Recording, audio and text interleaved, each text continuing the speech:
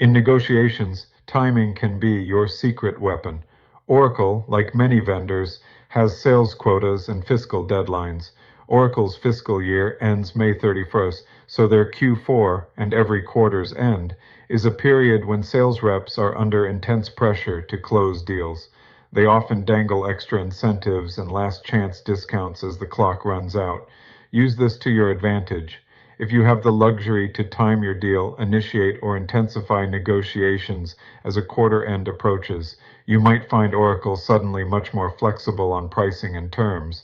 However, don't let the looming deadline force you into a rushed decision. Be willing to let a quarter end pass if the deal isn't right.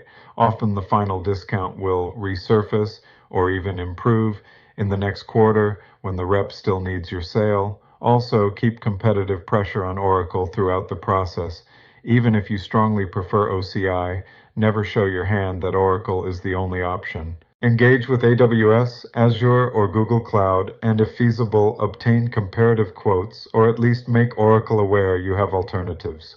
Oracle will fight harder, maybe matching competitive pricing, tossing in extra credits, or free services, if they know the deal is not guaranteed.